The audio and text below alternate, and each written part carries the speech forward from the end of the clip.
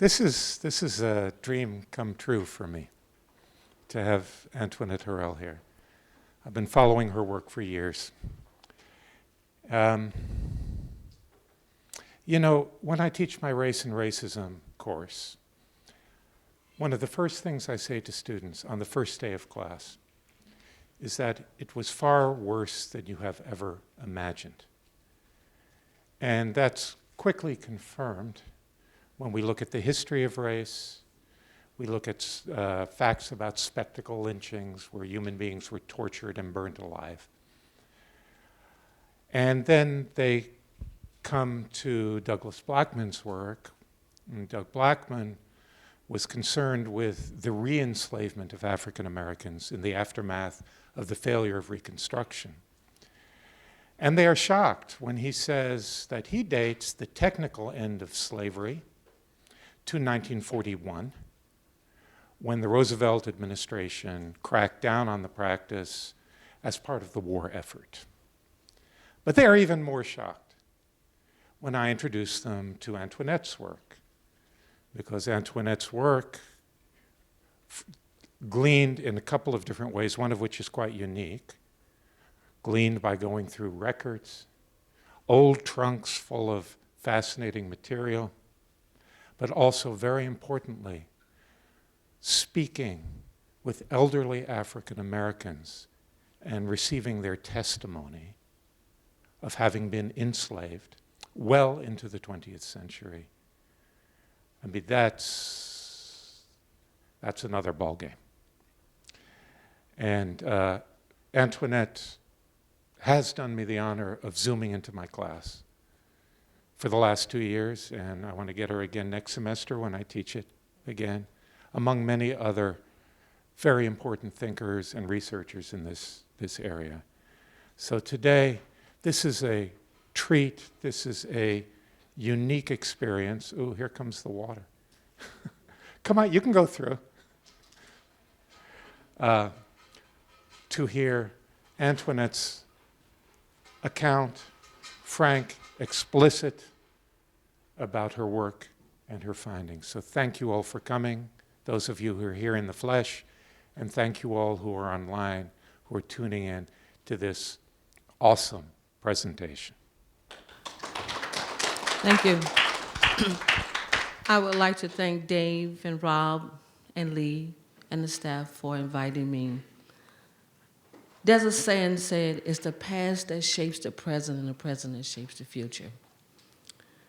I was once told that genealogy is a hobby. I am a descendant of those that was enslaved on my mother's side and my father's side. I didn't find genealogy to be a hobby. It was a necessity for me. The first thing I wanted to do in my research is to know, who am I? The birthright that was taken away from me because of the ugly atrocities of slavery robbed me of that knowledge of self. Who am I? In 1994, my mother started to tell me stories about her ancestors and what she can recall. At first I thought, why is my mother repeating these things that she had told me over a dozen times in one day? But then I finally realized that my mother was trying to give me the keys to unlock what I call knowledge of self. And like any other genealogist, I was happy to meet new family members, find photographs, marriage license, go to cemeteries, and all the things that goes with the study of genealogy. So when I put my hand on that door to learn about self, I realized that there was something that was terribly missing and wrong. They talked about the life of sharecroppers, and when my family received their freedom in 1863, they signed the Freedmen Bureau contracts in 1866 that basically was another term to put them in a new form of slavery. But somehow they worked collectively together and purchased their land. And that was their sign of freedom. Well, As I moved around the state of Louisiana and Mississippi and listened to other people talk about their family history, I soon learned there was a hidden secret in America. What was this secret? What's not in the textbooks that most people who go to Harvard University and other Ivy League colleges wasn't taught? The second coming of slavery.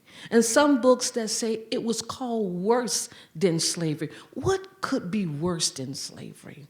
Well, in slavery as chattel property, they had a reason to protect their property, feed their property, clothe their property. But when slavery was abolished, it had a different look. And I want to take you down that road. And I want to say this, sometimes very emotional. A couple of weeks ago, I was the keynote speaker for HP, and they brought in a counselor for the employees there. But see, I didn't have that liberty to seek counseling for the pain.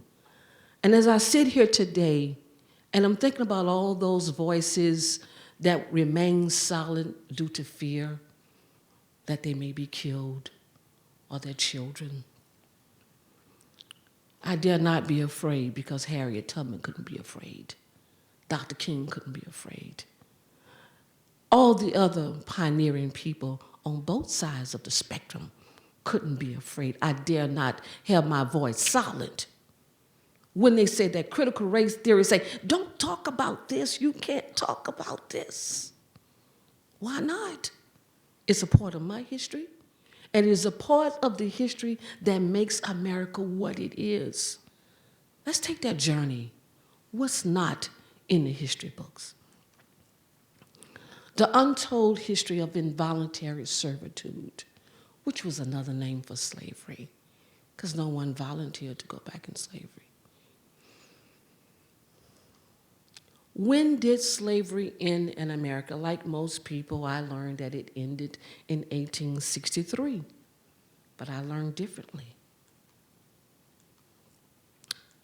1863, 1865, as Juneteenth approaches in Galveston, Texas, is saying we're about to celebrate our history of freedom.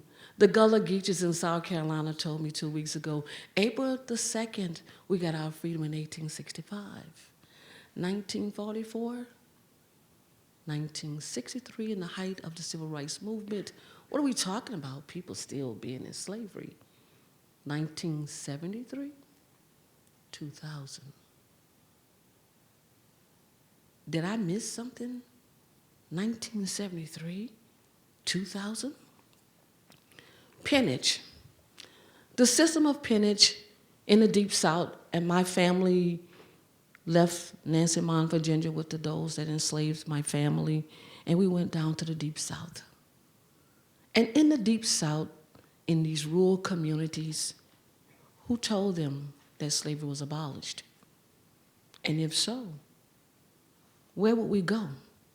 I can only imagine my ancestors just rejoicing and being so happy that they are free, and that they probably danced and cried and became emotional probably for 24 hours and then realized, where am I going to go?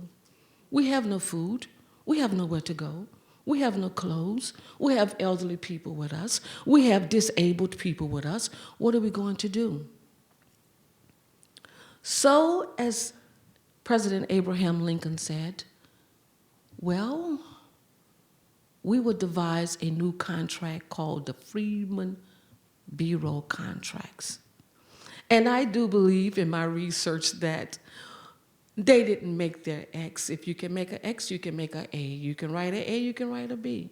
Even the X was forged, forcing children as young as 5 years old to work on these plantations for the remainder of their life, unless they ran away and found freedom. And as I move around and I met people in the South that was afraid to talk about it, I promised one woman that you will meet in this doc in my presentation, that if she would just talk about it, I would do everything humanly possible to prove that she wasn't alone. I read every book I can get my eyes on, and I read for those that had their eyes pull out their eye sockets because they wanted to read.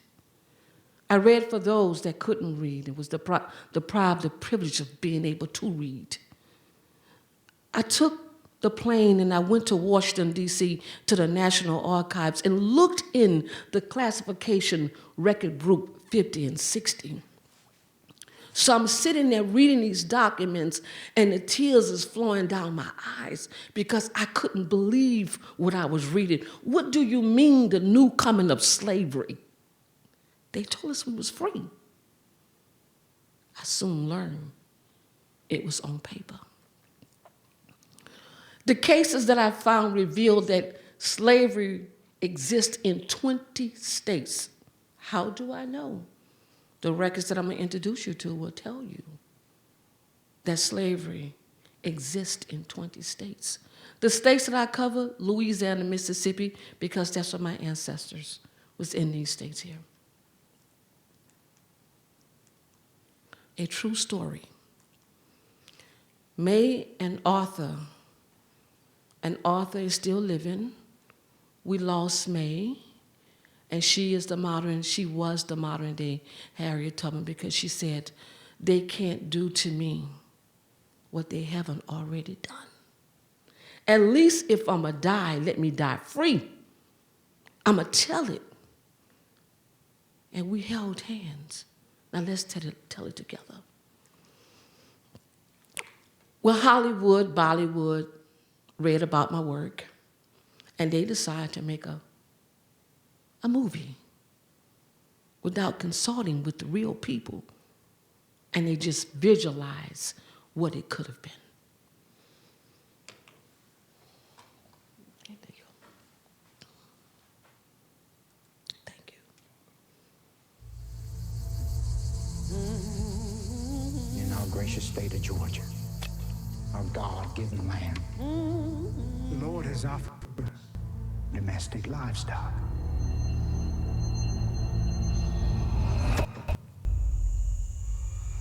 We have to go.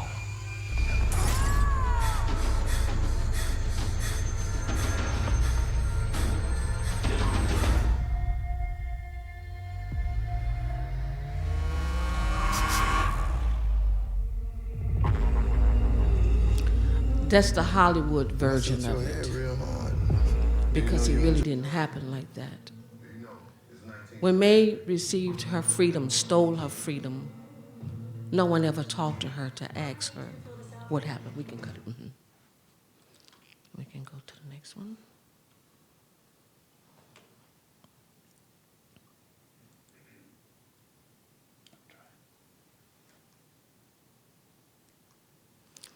This is May. May lived a horrible life in Gillsburg, Mississippi. She and her family ran to their freedom in 1963 because she refused to work, and she refused that day, and she knew what that day was going to be. Because if you told a white person that you wasn't going to work, that meant you was going to be killed or beat. She stood up that day, and she ran to her freedom. The time that I spent with May, listening to her story, and how they had to eat birds, and we can't even imagine trying to eat a little robin or bird eggs just to have food to eat. And I remember one day I wanted to drive to this place called Gillsburg, Mississippi. I was frightened just driving there because it feels like the hair on my arm was standing up because, I had to just go instinctively as to where am I? These places that most of those that was enslaved was in isolated communities.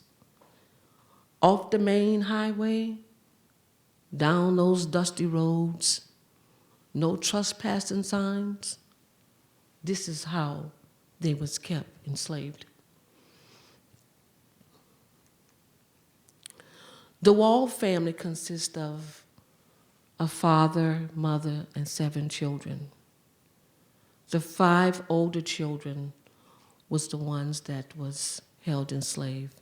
May and Arthur were sharecroppers in Gilbert, Mississippi.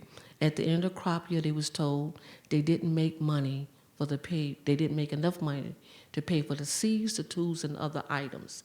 Each year, like most of the people that was enslaved, try next year, you may do a little better, and you can pay off your debt.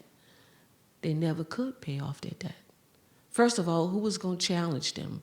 Who was going to challenge the sheriff, the judge, the business owners, the rich farmers? You dare not question them. As May tell it, and this is what she told ABC Nightline, she spent her youth in Mississippi as a slave, picking cotton, pulling corn, picking peas, picking butter beans, picking string beans, digging potatoes, whatever it was, that's what you did for no money at all.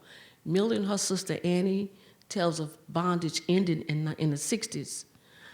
Annie is still afraid today. She's afraid to talk about it. She was afraid that day because she thought they was going to kill her. And one day when CNN came to me and they wanted to talk to their father, who was 107 years old at that time, well, he gave me his story. He talked about what he saw, what he went through. He called the names out. And one day while watching TV, he saw this white man on the television, and he thought the man was coming to get him because he shared his story with me. He went into the hospital, and the family banned me for 1 year because they didn't want to lose their father. They was afraid of he was going to have a heart attack. And it was then he said, no, I started talking to her, and I'm going to finish it. Arthur's story. This is May and her 2 brothers. I took them back to Gilbert, Mississippi for the first time in 50 years. And if a picture can tell a story, the fright that was on all 3 of their faces, I couldn't understand that fright, but they knew if anybody passed down the road and saw them, what that could have meant for them. There's only one person that's still living, and that's the man with the dark shirt on. That is Arthur.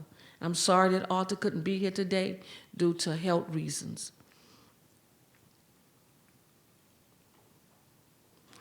But this is in his words.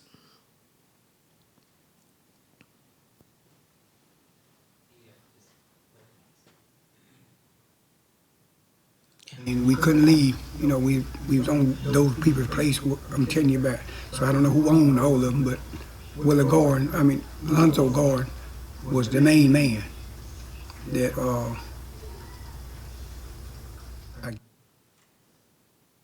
and we couldn't leave. You know, we was on. We can pull up this video here because I really want you to hear what Arthur has to say. Arthur, well, his father talked about how his uncle had to dig his own grave. And when he dug that grave, he didn't know what he was digging it for, but they shot him because they wanted to have a relationship with his wife, and his wife said no that day. And once again, you don't tell a white man no in the South. What did that mean? He was killed. We can go.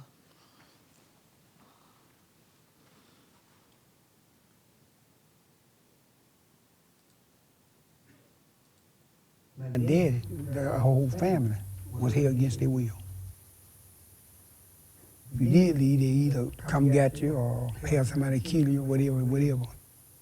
Jerry Dawson, he lived right in the same place we lived at home. He left, they went and got him, brought him back, carried him right down there from his house, killed him, hung him up in a tree, castorized him, and hung him up right from his house where his children, everybody could see him. I'm pretty sure it's 55, 56. Most think that the end of the Civil War in 1865 closed the chapter on slavery in the American South, but that's far from the truth. Over the next 100 years, generations of black Southerners were forced to labor against their will. This new form of slavery happened in the shadows of the first half of the 20th century. Even though the civil rights movement began advancing racial equality in the South in the 1950s, these practices continued secretly, making it a difficult history to prove. Today, there's one woman who's dedicated her life to finding this lost history of Black identity. She's been called the slavery detective of the South.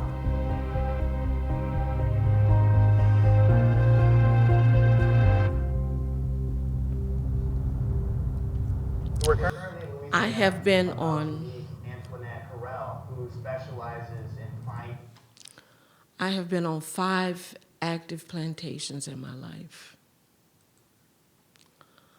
I'm aware of 5 lynchings in my life.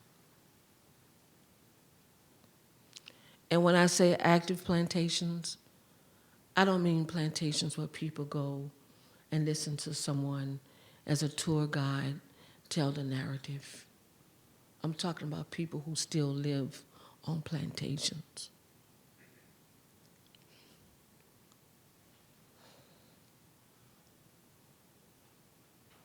Who's afraid to talk about it? In fear of their life. And sometimes it takes me 2 to 3 years to get to know the area, who I can trust, who own who. So my work is double-fold. It's mission work. We're providing food and clothing.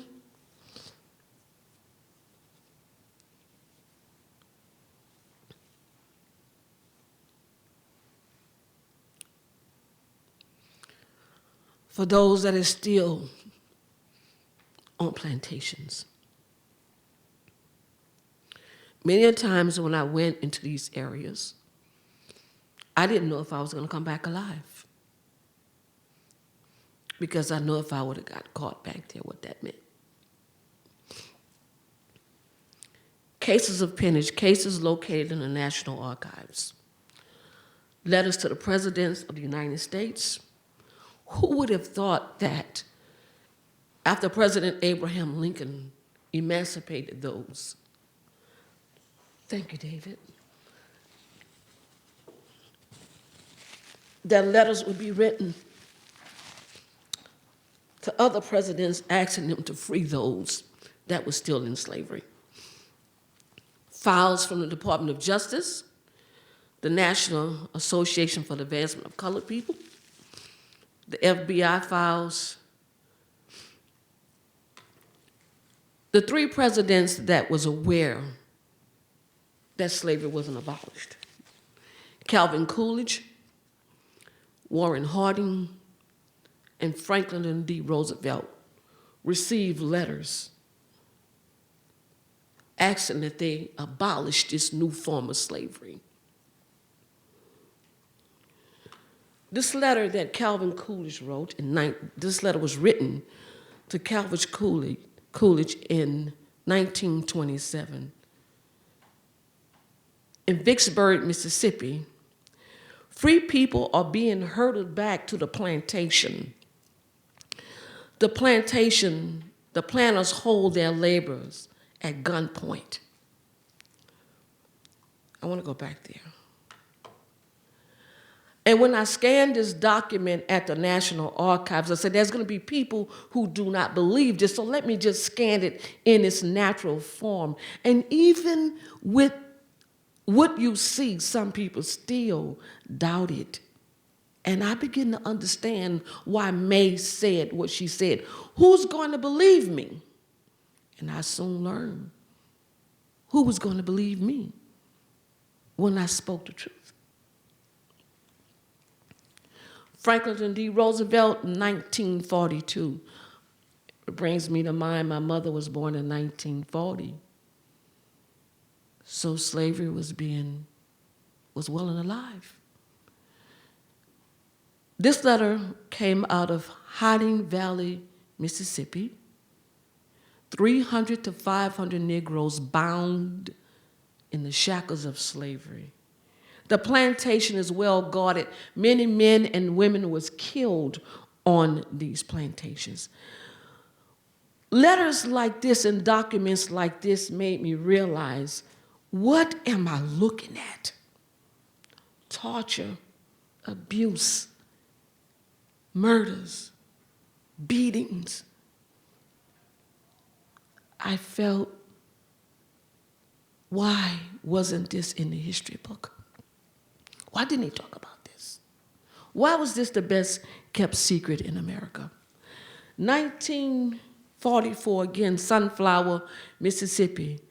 William Henry Huff, the director for the Abolished Peonage Committee of America, he was writing, asking the president to end and to eradicate the new form of slavery. Would you please end it? Now, if slavery wasn't in existence, why would we still be asking 3 presidents to end slavery in America? The hometown, the childhood hometown of Kosciuszko, Mississippi.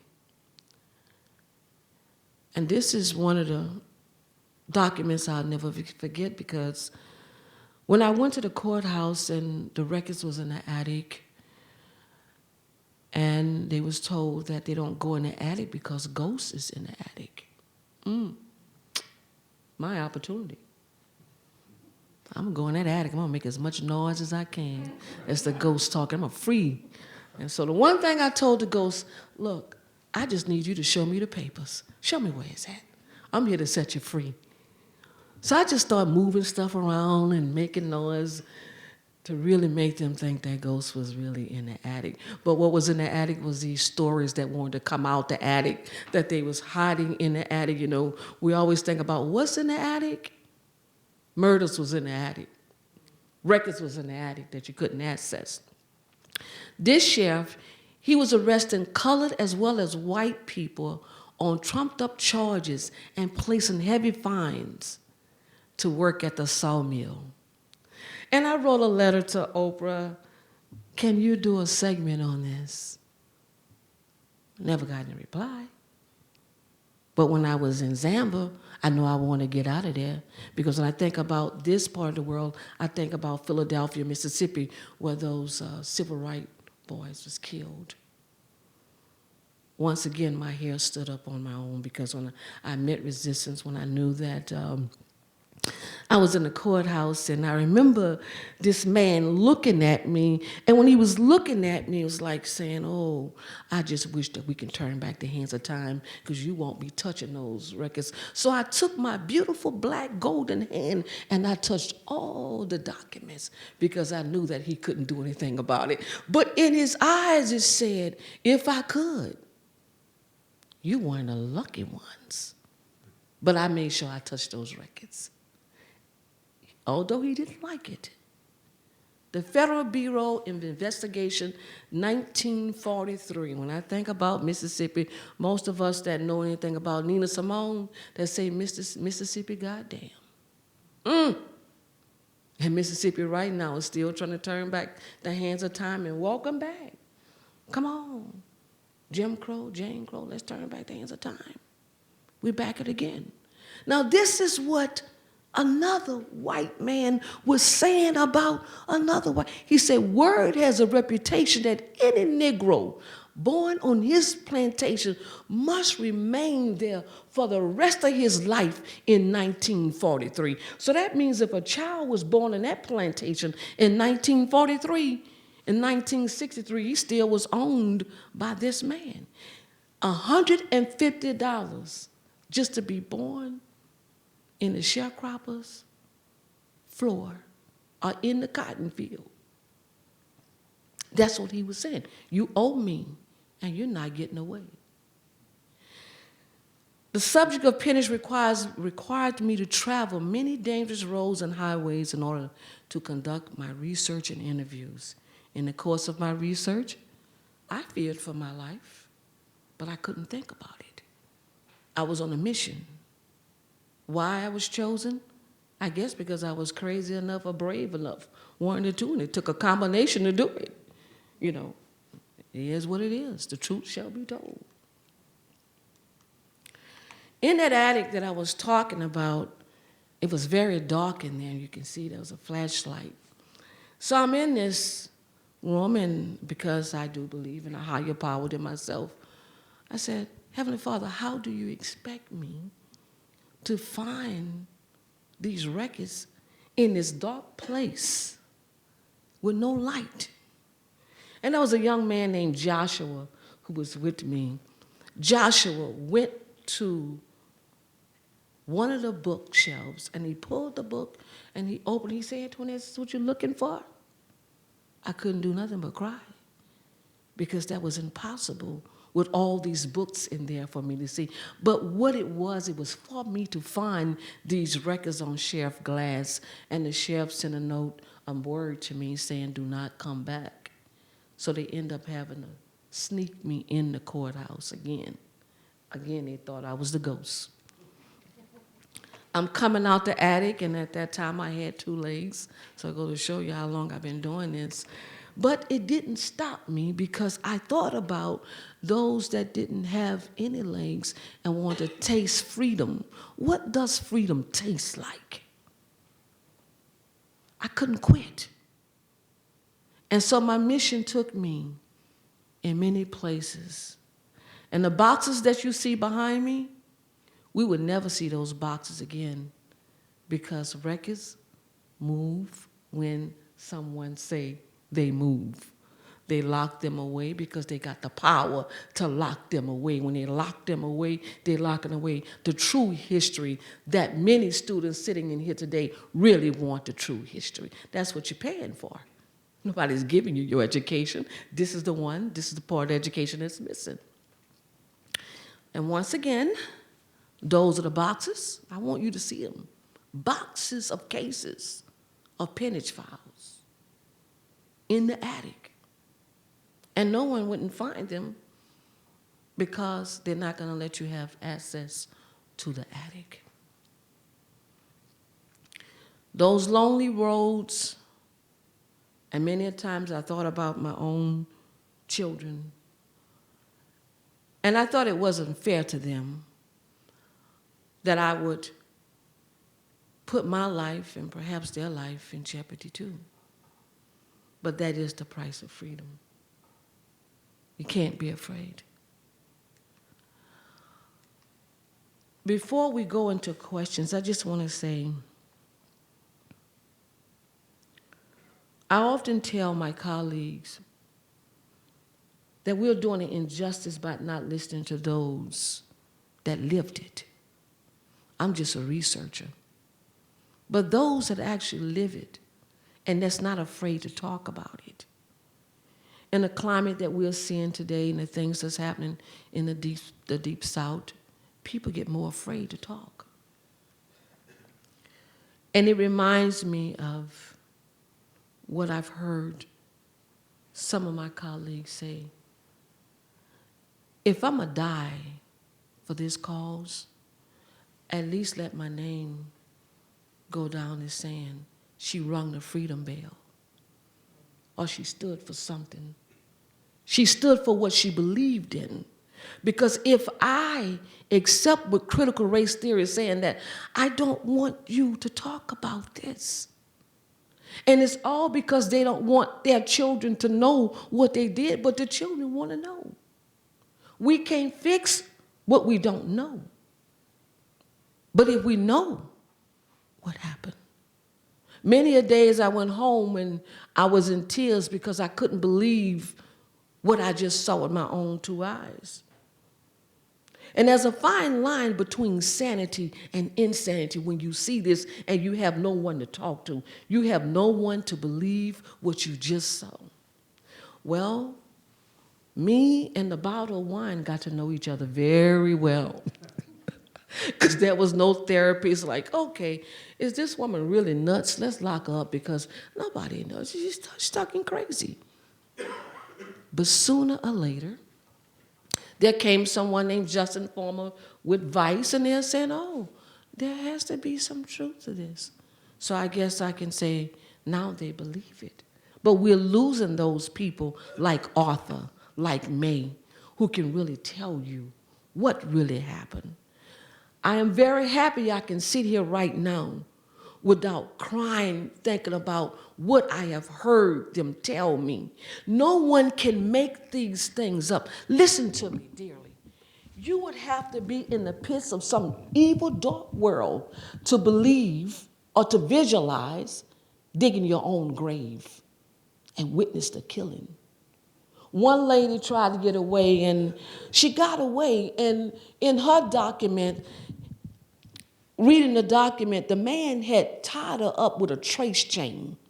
And when he tied her up, her husband went and got the sheriff. And the sheriff went over there. He said, well, what are you doing? He said, them son of a hens keep running away. He made her let her go, but he went back and got her and put her back on the plantation. One woman, she had her arm beat completely off with a crowbar because she weren't her children. So when I say slavery by another name, as Doug Blackman said, worse than slavery, there's one book, it's only 100 and something pages, and I can't complete reading it because it's too dark and it's too painful, and it takes me in a place where I don't want my mind to go there. I remember when I met this evil atrocity, the one thing I said to those that did these things, I said, you won't live through me because you're not going to get me to hate nobody. You won't use my body to make me hate anyone. Because reading these things and witnessing these things could make you turn into something that you don't want to be. But then I will be giving life to those spirits again of hatred. I refuse to do that. I refuse to do it. What am I going to gain? What would be my purpose? And then they live through me. And at that time, let hate be buried.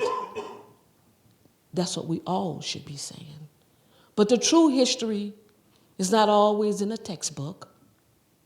No, professors do not get, let me just say, they are controlled as to what they can say, what they can teach. I'm free. I can research it. I can tell it. I can write it. I can make films about it because I refuse to be silent. Because if they offered me a job, it's, oh yes, Antoinette, come work here. Then they tell me, well, you can't say that. You can't speak that. And the day that I can't say in my 62 years, it's time for me to leave this earth. Because if it happened, it happened. Can we undo what happened? No. But slavery is still well. Muddy Waters, I want to, before I close out, I met a man named Willie King, and he was one of the finest blues singers in the Mississippi Delta that I met. And he said, Antoinette, he said, Muddy Waters arranged for me to perform on this plantation, but I had to meet them at the store. And when he met them at the store in 1970s now, they blindfolded him. And they picked him up at the store. And they took him to the plantation. And he said, when I got to the plantation, it was like back in the 1800s. And not very long ago, this lady wrote on my page, she went to stay with some of her friends. And she said, now this is in the 90s, 1990s. She said when she got there, she saw the servants. She didn't think too much of it. But then when the person who she was proposing to do business with and say, oh, that's my slaves, she made arrangements to leave their house. And she wrote that under my YouTube page just the last 3 weeks, that she knew what I was talking about. One lady in Alabama, she said, yeah, my grandfather owned slaves in 1980. This lady is not lying. Not only did those that was enslaved talk about it, but there's some who feel like what their ancestors and what their family members did is not right. And it's going to take people to stand up for what is right. Slavery is wrong in any form. It is wrong. And what was done to those like May and like her family, and she went to her grave, but she was free because she told her story. She was free. Her sister Annie, she said, all I wanted was some ice cream. And on her birthday, just passed, I took her ice cream because that's all she wanted. Thank you, David. Thank you.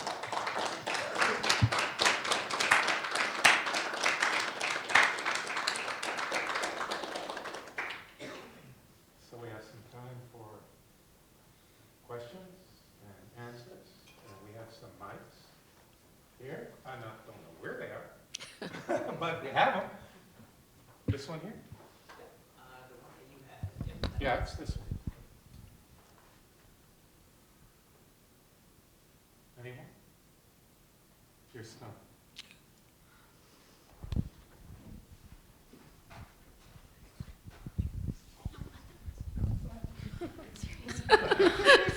Okay. So you mentioned how, like, obviously these people aren't going to be living forever. How do you hope to continue this work after people like Arthur and others who have stories like him pass?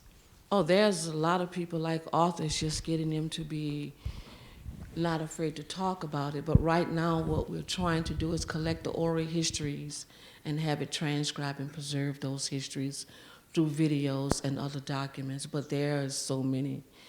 It's just finding someone that's not afraid to talk about it. And that's been the whole mission.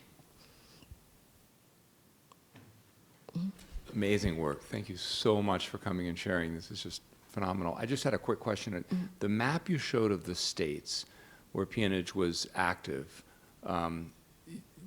was that just the states that you were aware of, or are there other states where it may also have been active that you just haven't researched yet? Thank you. That's a great question. The documents that I have, I go according to those documents. And so far, out of all the documents that I've scanned, those are the states that I have identified, but there can possibly be more.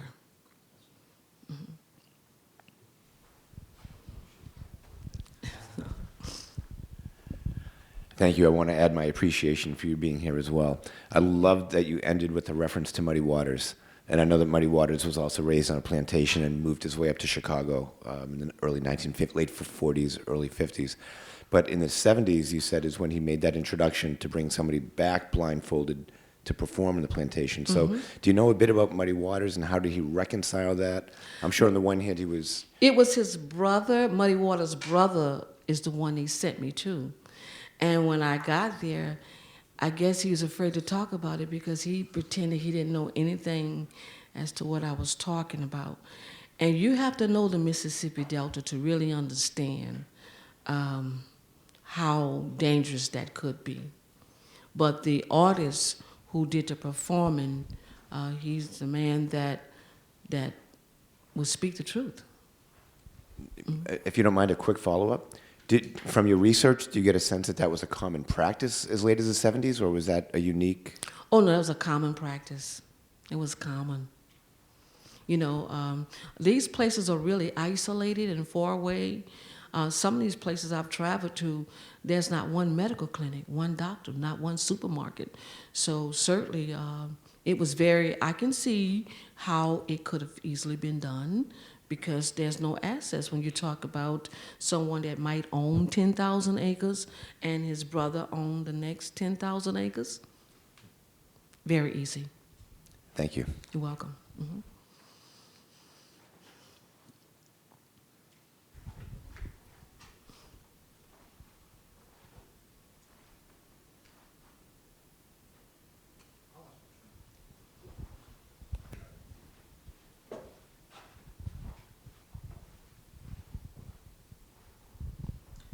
Thank you also. Thank you very much for the talk. My question is about the Amistad project that you said that last night you were mentioning that you were engaged with some public history project. Yes, yes. If you can talk about that. Yes, I want to donate my documents and these oral histories to the Amistad. I believe that for future studies, preservation, scholars, and other researchers, that it should be preserved somewhere. And the Amistad actually offered to help do the preservation, plus the fact they must have the money to do it. It's money to preserve records and also to transcribe the oral histories.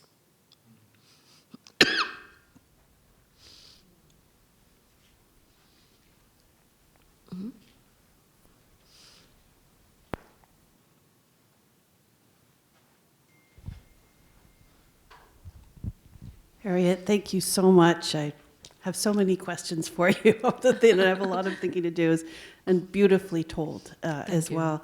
Have you ever taken on mentees or interns who could learn how to do this work and work with you and carry forward some of this work? Thank you for that question, because most of the, should I say, those that say they want to work with me, they may work maybe a month, but this is longer than a month. And I personally feel that it would be a loss if somebody doesn't come forward. And I'm hoping that maybe a history department with a university can help. So that's a great question, but the answer is no. We'll have to think about that. Mm-hmm. Yeah. Thank you so much. You're quite welcome. And that would be a great part of history. That would be, because as you can see that a lot of the records that's in the attic, and in some places they move the records from one place to an annex, and it doesn't mean that you have access to those records. And some courthouses are moving records into repositories that you don't have access to. And certainly there is records with no indexes. So, that's a big portion of history that will be lost.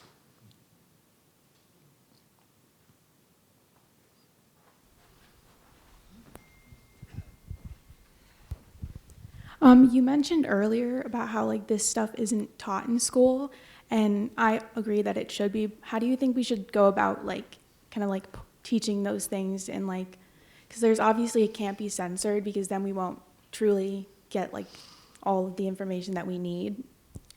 I would say that your university right now, and through David, is making that change. Because in the 30 years that I have been doing this work, I can count on one hand the universities that have asked me to speak. I have done more teaching from social media than any university.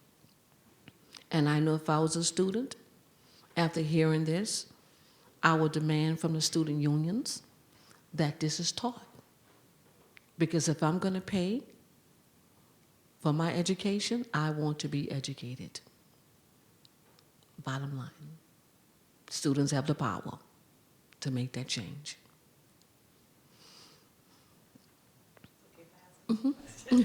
Fall semester, my course.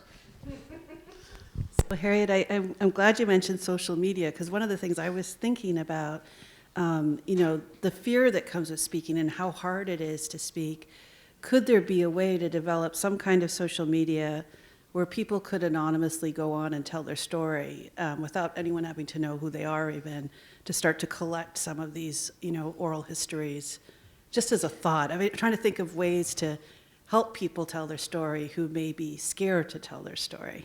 Yeah, I think that could be possible, because I do know that, because David and I have been working together the last couple of years. That's why I'm here. Other than that, you know,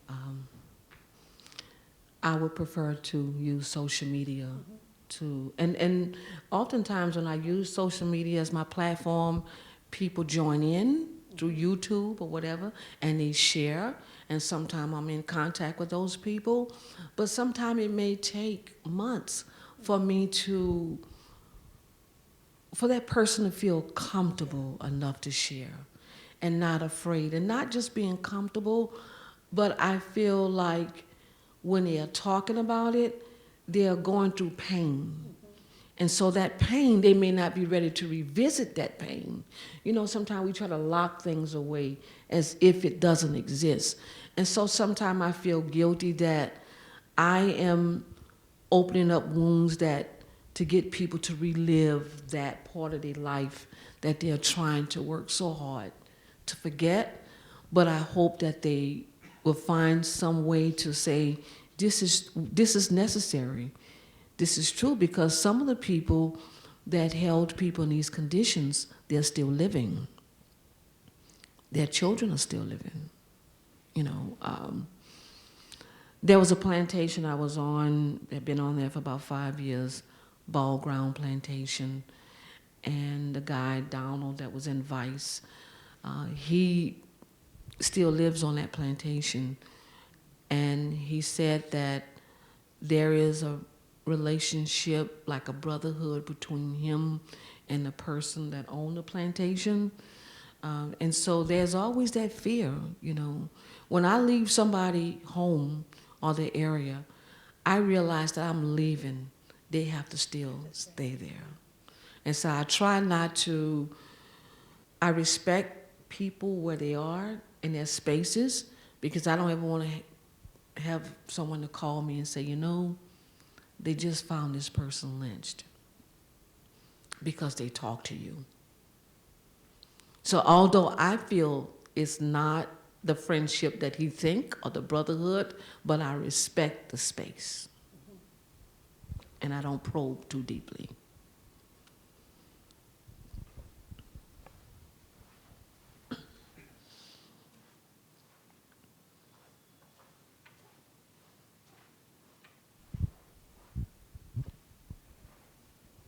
Thank you, Antoinette. You're quite welcome. Beautiful, haunting and beautiful. Before the program started, we were talking about you have adult children, and I wonder if you would be willing to talk about how this work has impacted them, and how those of us who are working or parenting young people, what message you would want us to pass along. You choose what you share with them. It's like they know me, but they don't know me. They really don't know what I do sometimes. I often say that my children will learn more about me at my funeral than they would alive. Because the way they see it, they often wonder, why do I do it? You know, and it takes time away from them. It takes time away from my family. And I thought about Dr. King and how young his children was. They got to know their dad through books and through other people. And with my children and my grandchildren, I try to spare them as much as I can. I try to be a mom and not this peonage detective. But I always try to caution them about the areas that they live in a soft way, if there's a such thing. But I couldn't spare the truth. And that's the one thing that I found, that I waited till they got a certain age to talk with them. But I feel like as a black woman in America, we have done our children injustice by not sharing with them the struggles. our children take for granted their freedom, their liberties, because we say to them, well, that's in the past. One of the counties in Mississippi that, Smith County, Mississippi, they just found a young man with his head cut off, the top of his head. And Ben Crump just leaked it to the media probably within the last 3 weeks. His torso was found in one place. His head was found in another place, 25 years old. And I thought about my son. And I thought about Smith County, what I know about the records that led me to Smith County. And when this doctor was holding these little boys enslaved, and when they caught him, he said, we dispose of them in Clarksdale, Mississippi. How do you dispose of a human being? So how can I not tell my children that I've been to 5 lynchings? How can I not? Because they live in a world that we feel like we went through it. I'm a product of integration.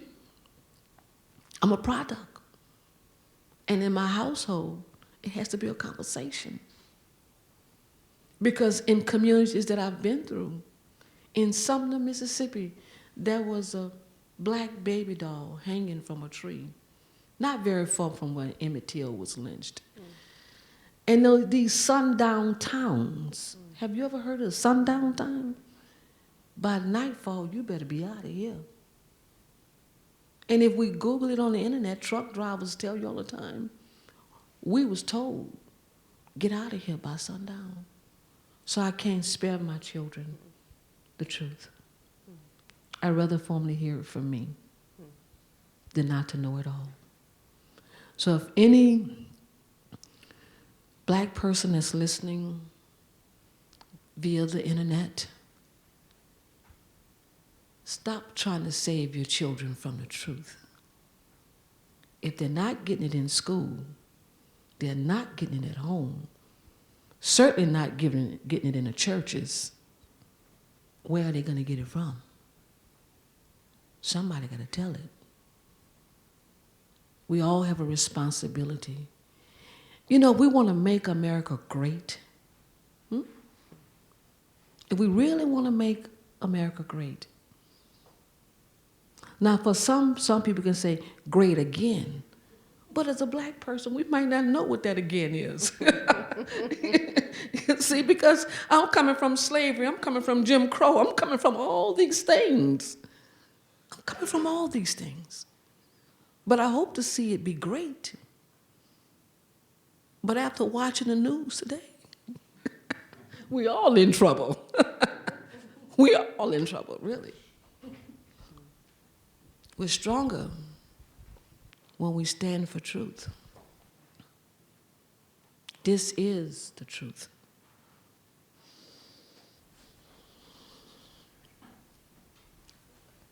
Last call, as they say in the pub.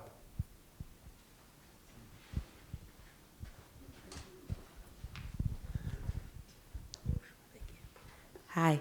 Hi. Well, this isn't really a question, it's more of a comment. I just wanted to express my gratitude for you coming in today because this hits like especially home for me. I've gone to all white schools like my whole life. I never really saw people that looked like me, especially not hearing these stories. I've tried to commit my time, at least in the past recent years during like BLM, trying to educate the people in my community, educate my friends and my family about the atrocities that black people have endured in this country, because I'm a first-generation American. My family, they're from the Caribbean. They don't know a lot about the history here. And I know when I go outside, no one's looking at me and thinking, oh, she's not from here. They're thinking, oh, she's a regular black person. So these things affect me every day, even if I don't have direct lineage. So yeah, I just wanted to express how like appreciative I am of this opportunity and having you come in and tell these people's stories, because there's some things that you talked about that I didn't even know about, even though I've been doing my research and been advocating and been going to these kinds of like sessions where people talk about these things. Thank you. And keep searching for truth. Because although your family is not from here, they had their own battles to deal with in the sugarcane plantations.